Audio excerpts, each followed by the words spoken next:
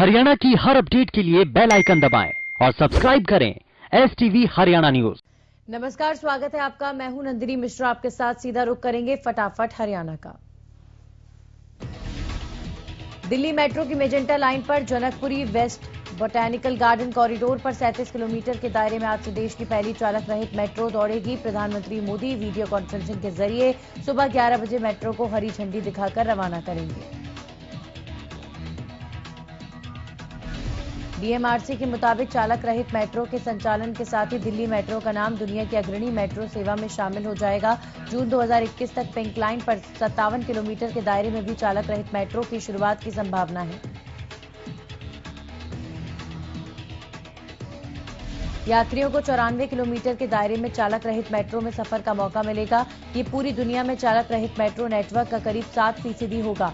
ये सेवा पूर्ण तौर पर स्वचालित होगी। इससे न केवल मानवीय हस्तक्षेप न्यूनतम होगा बल्कि गलतियों की आशंका भी न के बराबर होगी। कृषि कानूनों के खिलाफ किसानों के आंदोलन का आज 33वां दिन भी जारी है। किसान लगातार कानूनों को वापस लेने की मांग कर रहे हैं। आंदोलन के दौरान जान गंवा चुके किसानों के लिए किसान आज एक बार फिर शहीदी दिवस मनाएंगे। किसानों के प्रस्ताव पर सरकार आज जवाब दे सकती है। इससे पहले किसानों ने कल बैठक बुलाने का प्रस्ताव दिया था। सूत्रों के मुताबिक इस पर सरकार आज मंथन कर किसानों को अपना जवाब भेज सकती है।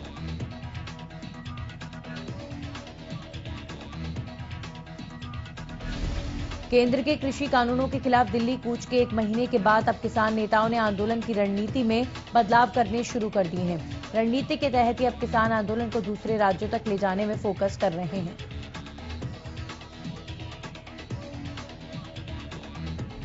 दिल्ली बॉर्डर पर बैठे कई किसान संगठनों ने इसकी पहल शुरू कर दी। किसान नेता पटना, महाराष्ट्र, उत्तर प्रदेश, राजस्थान के साथ ही अन्य राज्यों के किसान संगठनों से संपर्क साधने में लगे हैं। साथ ही वहां आयोजित होने वाले विरोध प्रदर्शनों में भी हिस्सा लेकर उनका समर्थन हासिल कर रहे हैं।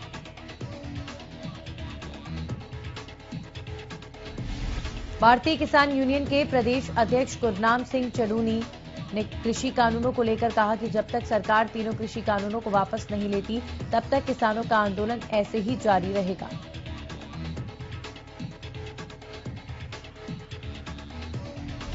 उन्होंने कहा कि आगे प्रदेश के सभी टोल अनिश्चित काल के लिए भी फ्री कराए जाएंगे। गुरनाम सिंह चलूनी ने बाबा रामदेव, अंबानी और अडानी के भी प्रोडक्ट्स का बहिष्कार करने की भी बात कही और कहा कि बीजेपी और जेजेपी के नेताओं के जो भी कार्यक्रम होंगे उनका भी किसान हर जगह विरोध करें।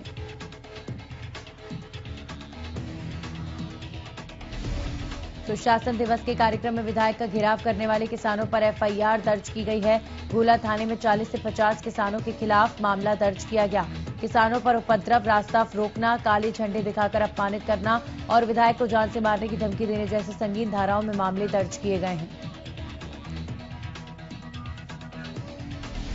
बॉर्डर्स पर चल रहा किसानों के आंदोलन को 1 महीने से ऊपर का समय हो गया है। वहीं टिकरी बॉर्डर का किसान आंदोलन सोशल मीडिया पर हिट हुआ। दरअसल सोशल मीडिया पर किसान आंदोलन खूब छाया हुआ है। वहां मौजूद युवा 65 व्हाट्सएप ग्रुप बनाकर किसानों के हित में प्रचार कर रहे हैं।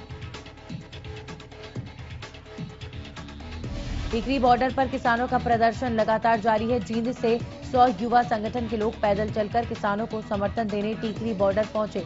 सभी जातियों के लोग पैदल जत्थे में शामिल हुए।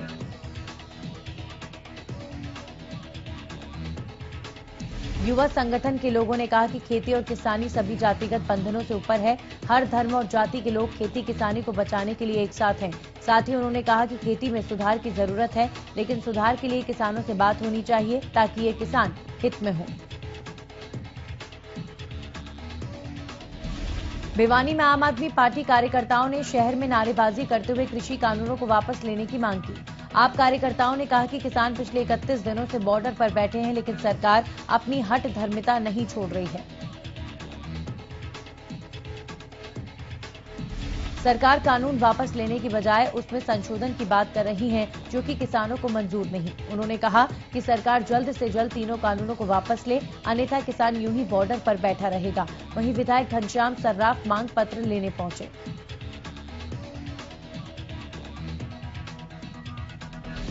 बहादुरगढ़ में एक वकील ने जहरीला पदार्थ खाकर आत्महत्या की। वकील किसानों के समर्थन में प्रदर्शन कर रहा था। इस दौरान वकील ने टीकरी बॉर्डर से करीब 6 किलोमीटर दूर जाकर जहरीला पदार्थ खाया।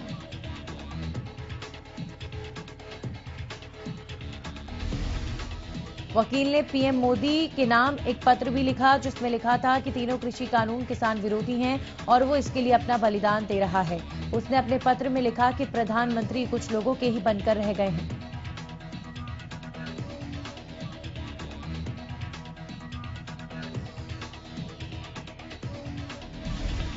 टीकरी बॉर्डर पर किसान आंदोलन के समर्थन में एक वकील ने जहर खाकर आत्महत्या कर ली, जिसको लेकर पूर्व सीएम हुड्डा ने राज्यपाल को पत्र लिखकर विधानसभा सत्र बुलाने की मांग की। हुड्डा ने कहा कि राज्यपाल अपनी शक्तियों का इस्तेमाल करके विधानसभा सत्र बुलाएं, जिसमें विपक्ष अविश्वास प्रस्ताव पेश करेगा।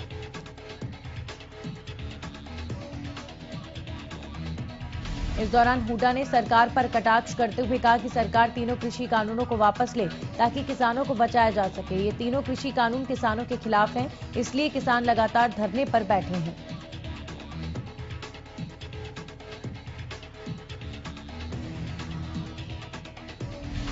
गोहाना के कतूरा गांव में किसानों ने थाली बजाकर पीएम की ओर से किए गए मन की बात कार्यक्रम का विरोध किया और तीनों कृषि कानून रद्द करने की मांग की। भारतीय किसान यूनियन के प्रदेश उपाध्यक्ष सत्यवान नरवाल ने कहा कि देश के प्रधानमंत्री ने प्रदेश की जनता को गुमराह करने का काम किया है।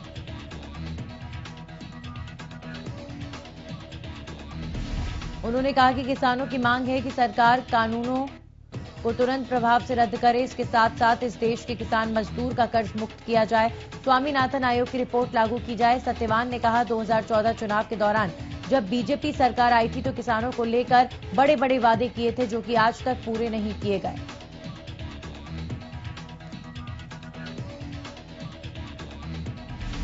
मन की बात कार्यक्रम के विरोध में टीकरी बॉर्डर पर किसानों ने ताली और थाली बजाई, साथ ही सरकार के खिलाफ नारेबाजी की। इस दौरान किसानों ने कृषि कानूनों को रद्द करने की मांग की।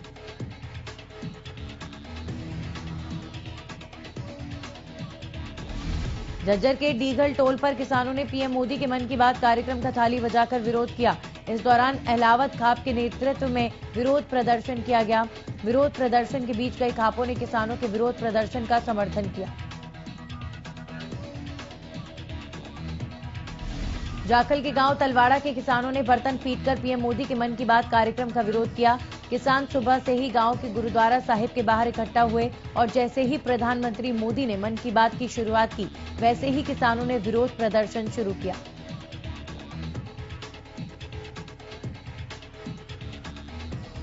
यमुनानगर के गधोला स्थित Panchkula Roorkee national highway Milk Majra toll plaza पर किसानों ने प्रधानमंत्री मोदी के मन की बात का विरोध करते हुए थालियां बजाकर विरोध जताया। किसानों का कहना है कि जब प्रधानमंत्री किसानों के मन की बात नहीं समझ रहे हैं तो किसान क्यों सुने उनकी मन की बात।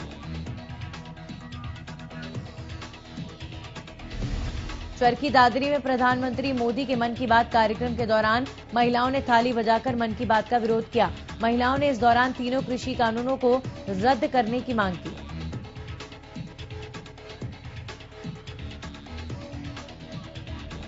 पीएम मोदी के मन की बात का विरोध करने के लिए आंदोलनकारी किसानों ने ताली और थाली बजाकर अपना विरोध जाहिर किया।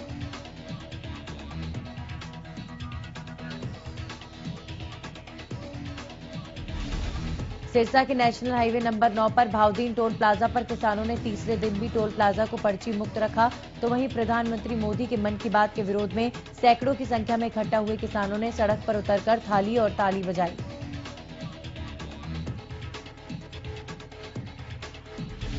29 दिसंबर को किसान 11 बजे सरकार से बात करने जाएंगे। किसान आंदोलन में ये दिन अहम रहने वाला है। अगर दोनों पक्षों के बीच बातचीत सकारात्मक दिशा में आगे बढ़ती है तो किसान थोड़ी नरमी दिखा सकते हैं। वहीं 30 तारीख को किसान ट्रैक्टर से सिंगू से लेकर टिकरी और शाहजहांपुर तक मार्च करेंगे।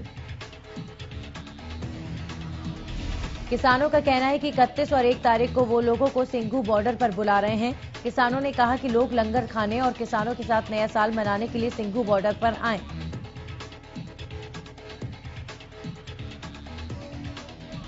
दरअसल किसान बातचीत को तो तैयार हैं, लेकिन इस बार ये बातचीत शर्तों के साथ होगी। इस शर्त को किसानों ने सरकार को लिखकर भेज दिया है। किसान तीनों कृषि कानूनों को रद्द करने के लिए अपनाए जाने वाली क्रियाविधि पर सबसे पहले चर्चा चाहते हैं। न्यूनतम समर्थन मूल्य का मुद्दा भी किसानों की मुख्य चिंता है। निकाय चुनाव के मतदान के दिन भी अंबाला में बीजेपी को किसानों के विरोध का सामना करना पड़ा। अंबाला शहर नगर निगम के वार्ड नंबर 20 के कोला गांव में पोलिंग बूथ पर किसानों का विरोध देखने को मिला। किसानों का कहना है कि हमने शांतिपूर्ण तरीके से बीजेपी का विरोध किया।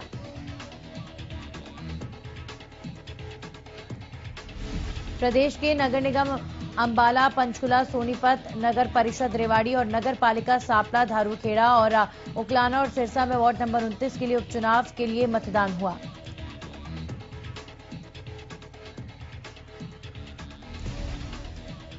मतदान सुबह 8:30 बजे से शुरू होकर शाम 5:30 बजे तक हुआ। मतदान का अंतिम 1 घंटा कोविड के लक्षणों वाले मतदाताओं के लिए रहा। कुल 137 वार्ड के लिए मेयर पद के लिए 56 और काउंसलर के पद के लिए 575 उम्मीदवार मैदान में रहे।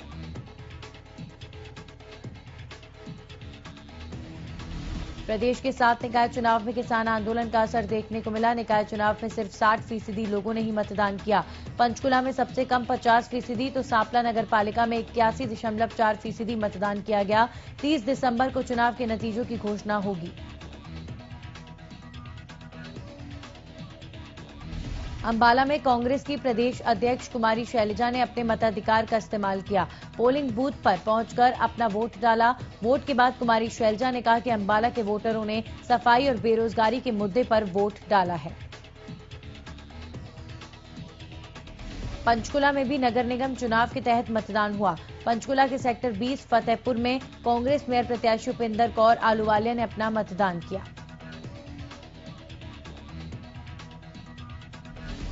अंबाला शहर के बूथ नंबर 171 पर फर्जी वोट डालने का मामला सामने आया। फर्जी वोट डालने पहुंची एक महिला को पुलिस ने मौके पर ही पहचान लिया। मामले की सूचना मिलते ही अंबाला के उपायुक्त और पुलिस अधीक्षक बूथ नंबर 171 पर पहुंचे। हालांकि अंबाला के उपायुक्त ने जानकारी दी कि चुनाव पूरी तरह से शांतिपूर्वक रहा।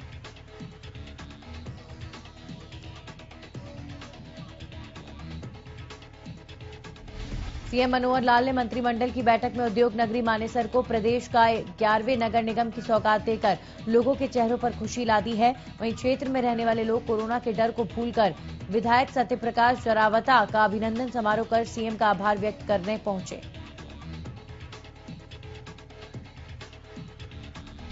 प्रदेश में कोरोना की रफ्तार में लगातार गिरावट दर्ज की जा रही है। प्रदेश में कोरोना के 24 घंटे में 362 नए केस सामने आए। वहीं कोरोना के 620 मरीज इलाज के बाद ठीक हुए। वहीं पिछले 24 घंटे में कोरोना से 9 लोगों की मौत हुई है। प्रदेश में कोरोना का रिकवरी रेट 97.26% दर्ज किया गया। इसी के साथ अब तक कोरोना के 2,60,907 मरीज सामने आ चुके हैं। फिलहाल प्रदेश में कोरोना के 4,268 केस एक्टिव हैं। यमुनानगर में बेखौफ बदमाशों ने जगाधरी बस स्टैंड के नजदीक एक व्यक्ति को गोली मारकर उसकी कार छीनकर फरार हो गए। इस दौरान पास के गुर्जर रहने वाले लोगों ने पुलिस कंट्रोल रूम को फोन किया और सिविल अस्पताल जगाधरी में पीड़ित को भर्ती कराया गया, जहां युवक की मौत हो गई। वहीं इस घटना की सूचना मिलते ही यमुनानगर के एसपी मौके पर पहुंचे और मामले की जांच शुरू की। पुलिस को इस घटना की सीसीटीवी भी मिली है, जिसमें ये वारदात कैद हुई। सीआईए की टीम सीसीटीवी फुटेज खंगाल रही है। सीआईए 1 इंस्पेक्टर राकेश मटोरिया ने बताया कि इस मामले की हर एंगल से जांच की जा रही है, ताकि वारदात को अंजाम देने वाले बदमाशों को जल्द से जल्द गिरफ्तार किया जा सके। पूर्व कैबिनेट मंत्री विपुल गोयल ने फरीदाबाद के सेक्टर 17 में हीलिंग हैंड ऑर्थोपेडिक क्लिनिक का उद्घाटन किया। पूर्व उद्योग मंत्री विपुल गोयल ने ऑर्थोपेडिक क्लिनिक और फिजियोथेरेपी क्लिनिक का फीता काटकर शुरुआत की। इस मौके पर हीलिंग हैंड ऑर्थोपेडिक क्लिनिक में फ्री कैंप लगाकर लोगों की जांच की गई और इलाज किया गया। यहां पर बहुत ही high qualified doctor Sunil Dhingra और डॉक्टर स्तुति ढींगरा द्वारा इलाज किया जा रहा है, जो कि पिछले 20 सालों से अपनी सेवाएं एशियन और अन्य हॉस्पिटल में देते आए हैं।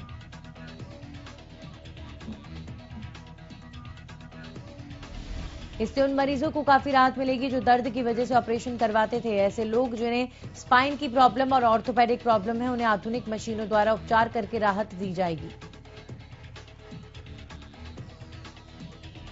यमुनानगर के आवर्धन नहर में कार अनियंत्रित होकर गिर गई। नहर में डूबने से कार चालक की मौत हो गई। आवर्धन नहर में पड़ी कार को देखकर ग्रामीणों ने पुलिस को सूचना दी। सूचना मिलने पर सदर थाना प्रभारी पुलिस कर्मियों के साथ मौके पर पहुंचे। गोताखोरों की मदद से शव और कार को बाहर निकाला गया। मृतक की पहचान सहारनपुर के चंद्रनगर निवासी विवेक कुमार के रूप में हुई है।